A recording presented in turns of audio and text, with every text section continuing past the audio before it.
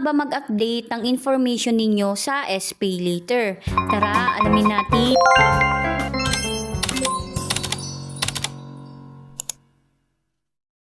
Ito nga, may na-receive akong notification sa SPayLater na kailangan kong i-update yung ID ko dahil mag-e-expire na siya. Dahil ID nga lang yung hinihingi sa akin, ay yun lang din yung niready ko. Pero take note na pwede nyo ring i-update yung mga ibang information nyo, like kung wala na ba kayong work, kung gusto nyo mag-change ng ID, pwede yun. So, paano nga ba gagawin ninyo? Unang-una ay pumunta kayo dito sa Me. Tapos, i-click nyo tong settings na icon. Pagka-click nyo yan, is makikita ninyo tong account and security. Need nyo i-click yan. Dito, makikita nyo na agad yung my profile. I-click nyo rin yan. At makikita nyo na dito yung mga information ninyo na binigay nyo sa SPayLater noon pa. So, click natin itong edit sa pinakababa para ma-edit natin siya. So, unang-una ay hinihingian tayo ng verification code. Kung anong number ang nakalagay sa Shopee ninyo, doon nyo makukuha yung verification code. Tapos, ang next niyan is ganito na. Need nyo nang i-activate or ibigay yung ID. So, kung makikita nyo dito is walang naka-upload na ID, kaya pwede kayong mag-change ng ID. So, dati kasi driver's license yung nilagay ko dito, pwedeng yun ulit yung ilagay ko. Pero kung gusto nyo mag-change ng ID, ay pwede rin. So, ang mga tinatanggap na ID ay UMID, PhilID,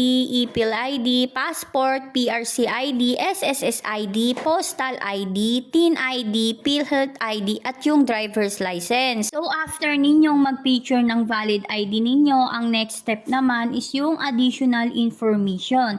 So, dito, pwede nyong i-edit itong mga additional information sa inyo. Like, kung unemployed na ba kayo, pwede nyo siyang palitan. So, dito kasi nakalagay sa akin before is employed pa. Tapos, may name pa ng companies. Pero, kung wala kayong trabaho ngayon, ay pwede nyong ilagay dito is unemployed. Next naman is may makikita kayong ganito kasi kapag nag-change nga kayo ng information ninyo, hingian kayo ng supporting documents, dito is optional lang naman siya. Dito katulad nito yung employment change document kasi nga nilagay ko nga from employed to unemployed. Dito kasi as per customer service is okay lang daw, wag na yan kasi nga optional lang. So, pwede nyo nang i-click yung confirm. So, ang last step naman is yung facial verification. Alam nyo na yan, dapat walang salamin, walang hat, hindi blurry, hindi rin madilim. So, ayan, after nga ng pag-update ko, ayan, natanggap na siya ni SPayLater. Naging successfully ko na na-update yung SPayLater ko. So, if ever na pagtapos yung mag-update ay may nakita kayong ganito, na need yung mag-upload ng supported documents, lalo na kung nag-change kayo ng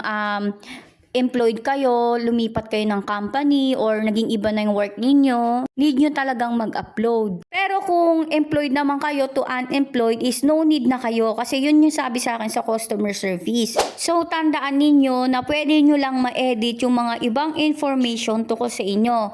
Pero yung name, yung gender, yung birthday, ay hindi nyo po yun mapapalitan. Kaya kung may bala kayo na, halimbawa nakalagay dito sa SPayLater ninyo is yung sa asawa ninyo, tas gusto nyong gawin sa inyo, ay hindi po pwede yun. So, yun nga no, sana may natutunan kayo sa video na ito. Thank you for watching. Yun lang.